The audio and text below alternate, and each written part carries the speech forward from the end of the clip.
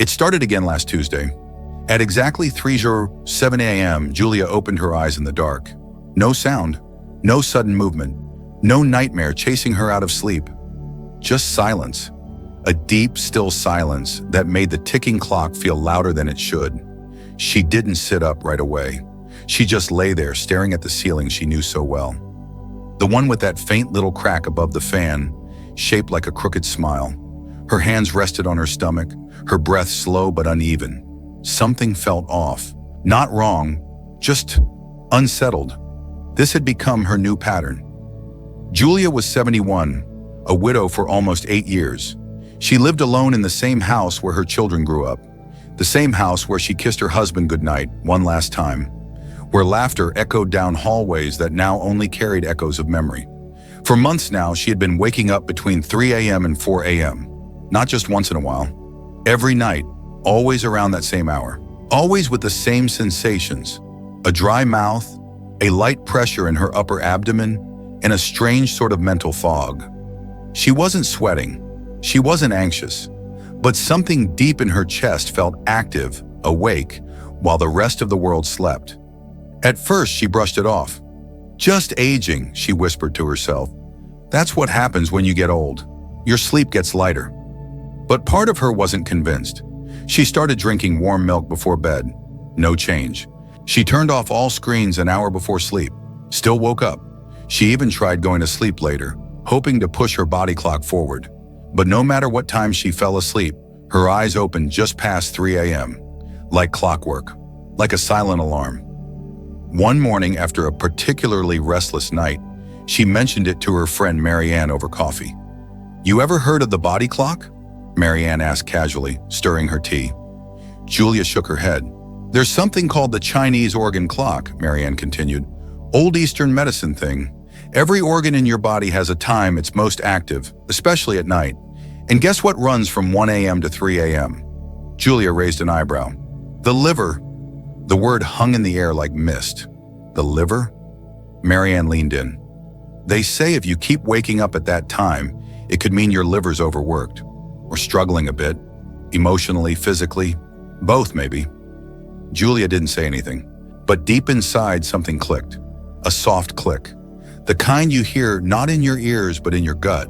Or your heart. That night, as she got into bed, she whispered to herself, "What if she's right?" You see, we often forget that the body speaks in whispers long before it screams. And for many women like Julia, the 3 a.m. awakening is one of the most subtle but consistent ways the body tries to communicate. It's not just random, not just coincidence, and not always just getting older. The liver is a quiet but tireless worker. While you sleep, it performs one of its most important jobs: detoxifying your blood, breaking down hormones, processing fats, and regulating your inner chemistry. In traditional Chinese medicine, the liver's peak activity is between 1 a.m. and 3 a.m. If your body is out of balance, if your liver is overburdened by toxins, stress, suppressed emotions, or even poor eating habits, it may wake you up as it tries to process the load. Julia began to reflect. In the last few months, she had developed the habit of snacking late. Some yogurt here, a piece of dark chocolate there. A little treat before bed, she told herself, but maybe her liver didn't see it as a treat. Maybe it saw it as a task. She also thought about her emotions, the things she hadn't said out loud in years, the uncried tears, the quiet resentments she had pushed aside, the guilt she sometimes carried for not calling her daughter more, for not visiting her sister's grave last winter. Could emotions weigh on the liver? According to Eastern wisdom, yes. The liver is often associated with suppressed anger, grief, and long-held emotional tension. And when those feelings build up over time, the body doesn't forget. It remembers, cell by cell, breath by breath. And sometimes, it wakes you up. Julia started making small changes, not just to her bedtime routine, but to her way of being. She stopped eating after 7 p.m. She swapped her evening dessert for a warm cup of ginger tea. She began journaling for 5 minutes before bed, just to let things out, even if no one would ever read them. And perhaps most importantly, she started listening, not just to the world outside, but to the world within. She still wakes up occasionally at 3 a.m., But now it feels different. It feels like a moment of invitation, not interruption, a chance to breathe, to release, to ask herself, what am I still holding on to? Because maybe the liver doesn't just filter our blood. Maybe it also filters our regrets, our burdens, our silences. And when it can't keep up anymore, it sends us a gentle nudge at 3:07 a.m. If you're still here, chances are you're already listening to something inside yourself. Keep watching, because what you're about to learn about suppressed emotions and your body might just change the way you see every sleepless night. Julia had always been the kind of woman who kept things tucked away neatly. She believed in grace under pressure, in not making a fuss, in smiling politely even when her heart was aching. That's how she was raised. Don't burden others, her mother used to say. Be strong, be quiet, and carry on. And she did, for decades. But as she sat by her bedroom window one quiet morning at 3:24 a.m., another night she'd awoken without reason, she started to wonder if that strength had a cost. If all those unspoken thoughts, all the sadness she had folded into her pillow at night, all the forgiveness she gave others but not herself, had gone somewhere. Not out, but in. Somewhere beneath the surface. Maybe, just maybe, into her body. We like to think of emotions as abstract things, floating feelings we can shrug off or hide with distraction. But the body knows better. It stores everything, especially what we refuse to feel. And according to Eastern medicine, the liver is the keeper of those suppressed emotions, especially frustration, resentment, grief, and anger that's been swallowed down rather than expressed. Julia began noticing how certain memories, ones she hadn't visited in years, would surface in the dark. Not loudly, just present, like soft footsteps in the hallway of her mind. The conversation she never had with her father, the way she never let herself cry at her husband's funeral, the guilt she felt after yelling at her son all those years ago. She had long moved on, but her body hadn't. The liver in ancient Chinese medicine is considered the seat of unexpressed emotional energy. When it becomes overwhelmed, not just by toxins or fat, but by feelings, it struggles. And that struggle can show up in unexpected ways. Indigestion, fatigue, brain fog, mood swings, and yes, interrupted sleep. Julia didn't know all the science, but she could feel the truth of it in her bones. Maybe her 3 a.m. awakenings weren't just a physical issue. Maybe they were emotional invitations. Invitations to release what no longer served her, not through drama, not through blame, but through softness, through compassion. She started talking to herself in the dark, not out loud, just inwardly. I forgive you, she whispered one night to no one in particular. Another night she said, it's okay to miss him. It's okay to still be sad. Some nights, she simply put a hand on her chest and said, I'm listening. And slowly, the awakenings began to change. She still woke up, but instead of panic, there was peace. Instead of restlessness, a quiet reflection. Sometimes she journaled, sometimes she prayed. Sometimes she just sat, listening to the gentle rhythm of her breath and the hum of the world sleeping outside. It was as if the very act of acknowledging her emotions gave her liver room to breathe. You see, we don't need to fix everything to heal. Sometimes healing begins with acknowledgement, with allowing the emotions we've hidden for decades to rise, not as enemies, but as guests. Visitors asking to be seen, heard, and then gently released. And what better time than 3 a.m., when the world is quiet, the masks are off, and the body's most honest. For Julia, that hour became sacred, not scary. It was no longer a sign that something was wrong. It was a reminder that something wanted to be right, and that maybe the body wasn't betraying her.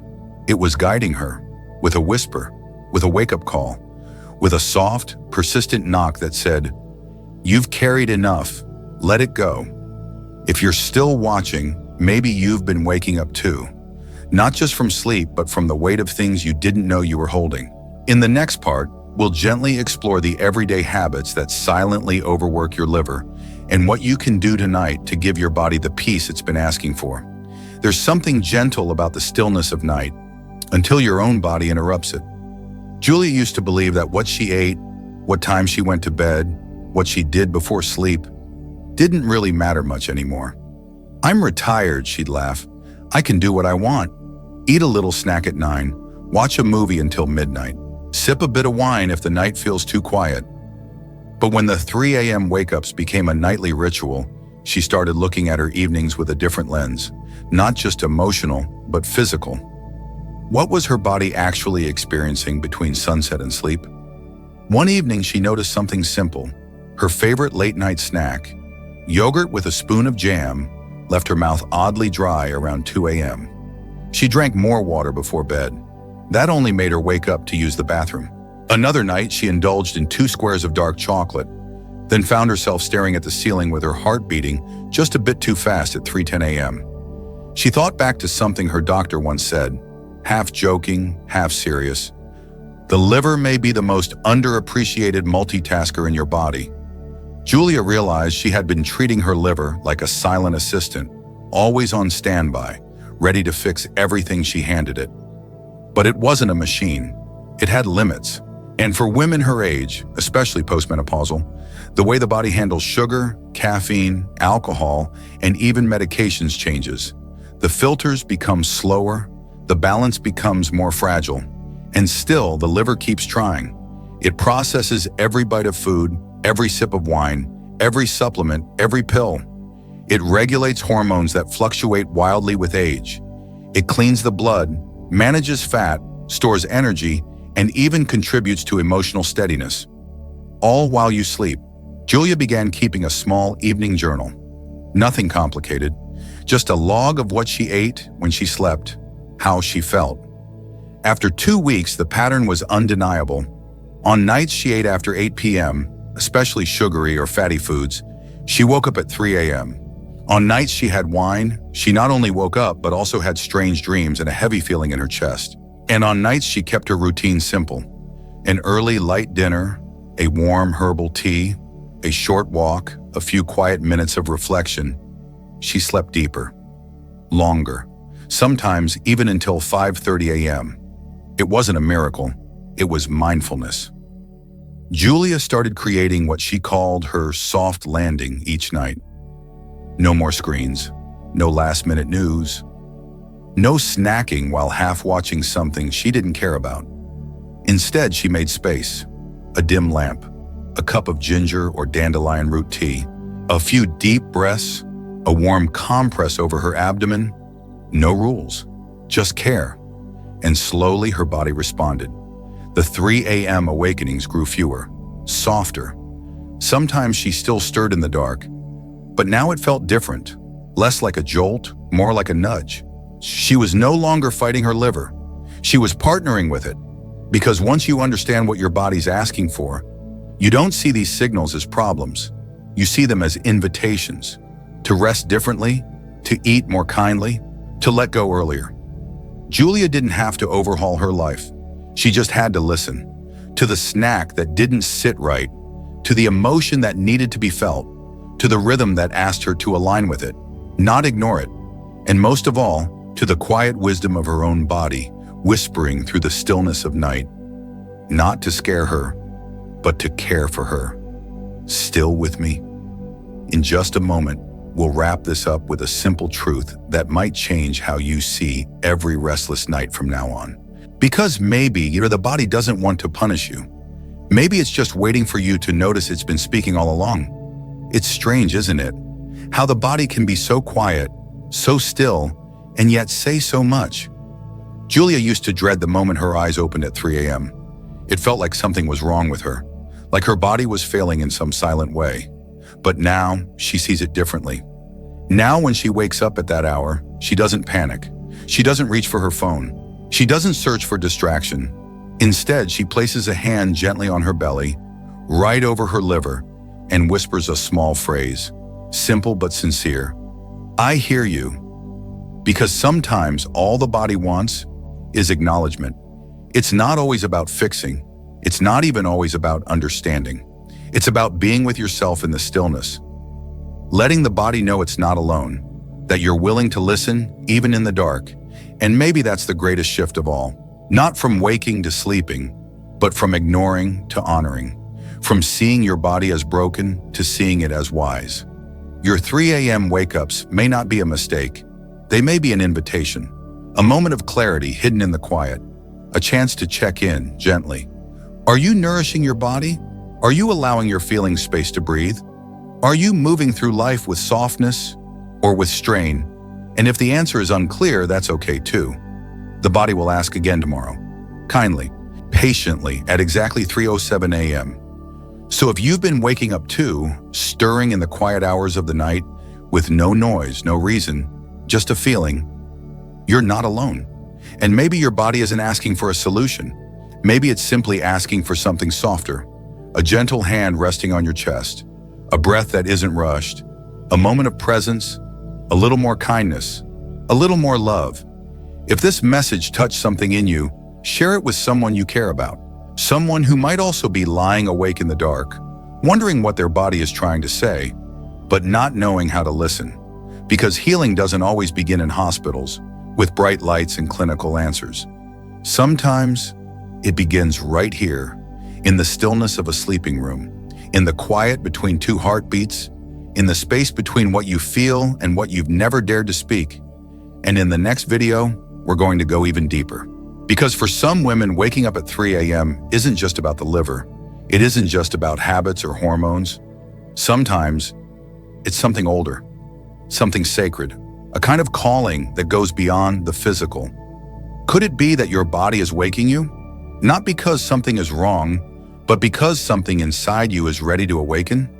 Let's gently explore that next, together.